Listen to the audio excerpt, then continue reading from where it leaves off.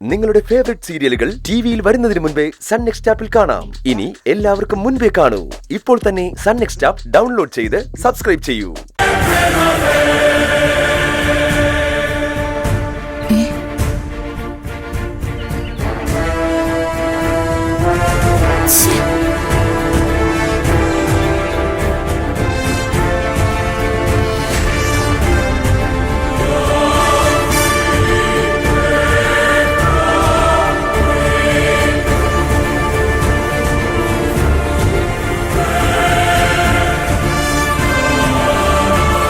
ഞാൻ മനുവിനെ വിളിച്ച് സംസാരിക്കണം.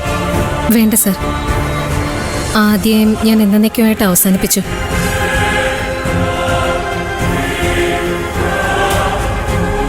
അല്ല, അവസാനിപ്പിച്ചു എന്ന് പറഞ്ഞ് ഡിവോഴ്സ്.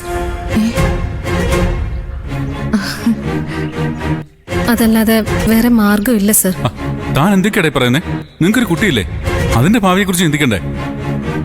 ആ ഒരു ചിന്ത കൊണ്ടാ സർ ഇത് ഇത്രയും വൈകിപ്പിച്ചത്. ഗൾഫുകാരനെന്നുള്ള പേരേ ഉള്ളു സർ. എനിക്കോ കുഞ്ഞിനോ 5 പൈസയുടെ ഗുണമില്ല. എന്നിട്ട് താൻ മുമ്പ് പറഞ്ഞ് ഇങ്ങനൊന്നും അല്ലല്ലോ. കുഞ്ഞിന് പടം വരയ്ക്കാൻ കളർ പെൻസിൽ പോലും വാങ്ങിക്കൊടുക്കുന്ന ഒരു അച്ഛനെയല്ലേ താൻ എനിക്ക് പരിചയപ്പെടുത്തിയത്. അതൊക്കെ ഒരു പെണ്ണിന്റെ മോഹമല്ലേ സർ? മക്കളുള്ള എല്ലാ അമ്മമാരുടെയും മോഹം. സ്വന്തം ഭർത്താവ് തന്റെ കുഞ്ഞുങ്ങളെ സ്നേഹിക്കുക, അവർക്ക് വേണ്ടതൊക്കെ അവൾ ആവശ്യപ്പെടാതെ തന്നെ വാങ്ങിച്ചു കൊടുക്കുക. ഞാനും അങ്ങനൊരു സ്വപ്നലോകത്തായിരുന്നു. പിന്നെപ്പോഴോ യാഥാർത്ഥ്യത്തിലേക്ക് ഇറങ്ങിയപ്പോ അതൊരു സ്വപ്നം മാത്രമായിരുന്നു എന്ന് തിരിച്ചറിഞ്ഞു. പിരിയുകയാ സർ, വേറെ മാർഗമില്ലല്ലോ. തനിക്ക് സങ്കടമില്ലേ?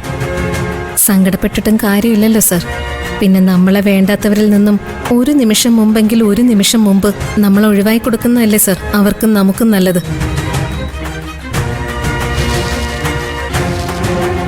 മ്യൂച്വൽ എഗ്രിമെന്റിൽ ഞാൻ ഡിവോഴ്സ് നോട്ടീസ് അയച്ചു കഴിഞ്ഞു സർ. ഇടവും എല്ലാം ഒന്നുകൂടി ആലോചിച്ചിട്ട് മതിയെന്ന് ഞാൻ പറയൂ. ഒരു 2 മാസം മുൻപായിരുന്നെങ്കിൽ ഞാനും അങ്ങനെയൊക്കെ പറയുമായിരുന്നുള്ളൂ. അയാൾക്ക് അവിടെ മറ്റൊരു ഭാര്യയും കുഞ്ഞും ഉണ്ടെന്ന് അറിയുന്നതിന് മുൻപായിരുന്നെങ്കിൽ. അയ്യോ, പോട്ടെ സർ.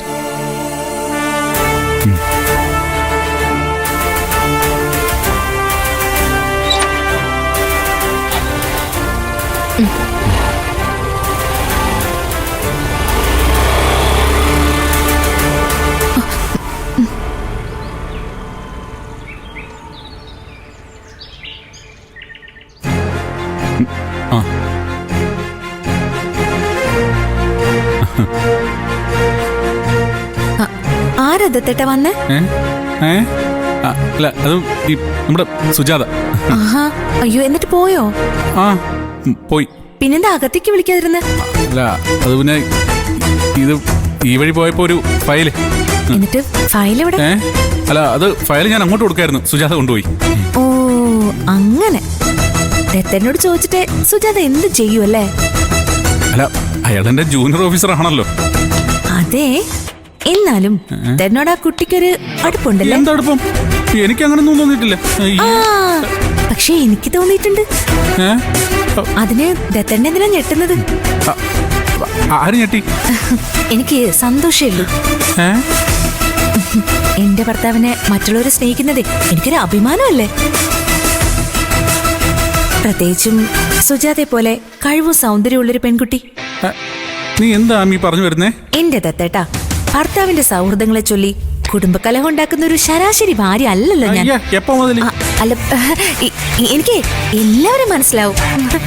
ദത്തേനെയും സുജാതയും എല്ലാവരും എനിക്ക് മനസ്സിലാവും. എന്നാലും സുജാത ഇവിടെ വരെ വന്നിട്ട് ഒരു ചായ പോലും കൊടുക്കാതെ പറഞ്ഞു വെച്ചത് കഷ്ടായി പോയി. പാവം കുട്ടി അതെന്ത് വിചാരിച്ചു കാണുമോ ആവോ. ഈശ്വര, എന്തോ വലിയ പണി വരുന്നുണ്ടല്ലോ. സുനാമി ആകാതിരുന്നാ മതിയായിരുന്നു. ദത്തൻ എന്താ ആലോചിക്കുന്നത്? സുജാതയെ കുറിച്ചാണോ? ഞാനേ നിന്നെ കുറിച്ച് ഓർത്തതാ. എന്നെ കുറിച്ചോ? എന്ത്? നിന്നെ പോലൊരു ഭാര്യ കിട്ടിയത് എന്റെ മഹാഭാഗ്യമാണ്. സുജാതയെ പോലൊരു നല്ല കൂട്ടുകാരി. ദത്തട്ടെ വാ, എന്തിനാ ഇവിടെ നിൽക്കുന്നത്? ചൂടാ, ഭയങ്കര ചൂട്. വാ അകത്തേക്ക്. ഈശ്വര, കൊല്ലാനാണോ വളർത്താനാണോ എന്ന് ആർക്കറിയാം. എന്റെ ദൈവമേ, ഞാൻ എന്നെ നിന്റെ കാൽക്കൽ സമർപ്പിക്കുന്നു. കാത്തോളണേ. എന്താ ദത്തേട്ടാ? മാന്നേ. ആ, വരിക. വാ. അതെ, ദത്തേട്ടന് ഞാൻ നല്ല അടിപൊളി മധുരത്തില് ഒരു ചായ എടുത്തോണ്ട് വരാം. അല്ല, എനിക്കിപ്പോ ചായ വേണമെന്നില്ല. എന്നാലും അതല്ലല്ലോ, ഒരു ചായയൊക്കെ ആവാം. ദേ, ദത്തേട്ടൻ ആരോഗ്യ കാര്യങ്ങളിൽ ഈയിടെയായിട്ട് ഒട്ടും ശ്രദ്ധിക്കുന്നില്ല. ഞാൻ കൂടെ ഉള്ളപ്പോഴല്ലേ ഇതൊക്കെ ശ്രദ്ധിക്കാൻ പറ്റൂ. ആ, ഇപ്പൊ കൊണ്ടുവരാട്ടോ. ഇവക്ക് എന്ത് പറ്റി? എന്തോ പൂജ, എന്തോ ഇതൊക്കെ? ഞാൻ എന്ത് പറയാനാ?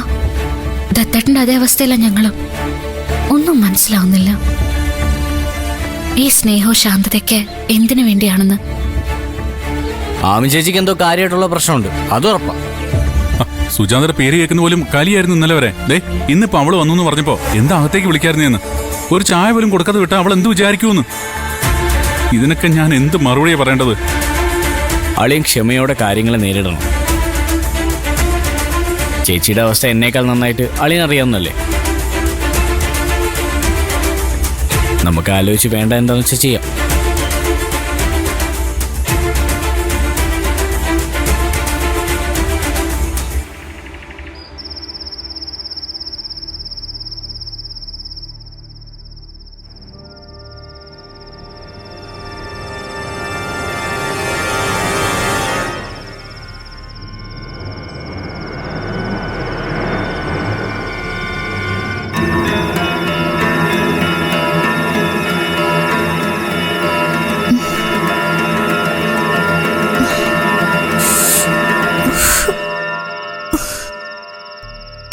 ഈശ്വര, എന്റെ തല പൊട്ടിപ്പൊളിയാണല്ലോ.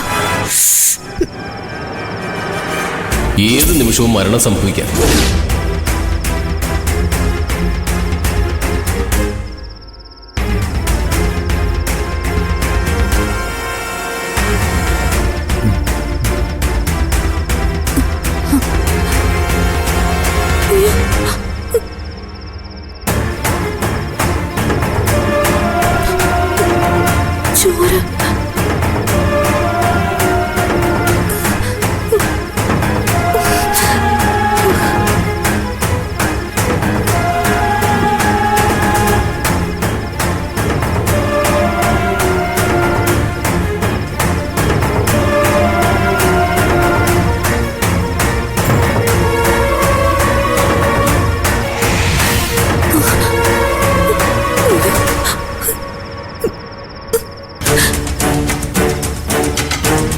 അപ്പോ എല്ലാ ലക്ഷണങ്ങളും എത്തിക്കഴിഞ്ഞു.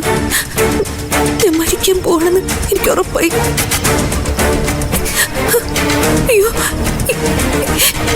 എന്റെ ദത്തേട്ടൻ, എന്റെ കുഞ്ഞ്, അവരെ അനാഥരാക്കി ഞാൻ എങ്ങനെ ഈ ഭൂമി വിട്ടു പോകും?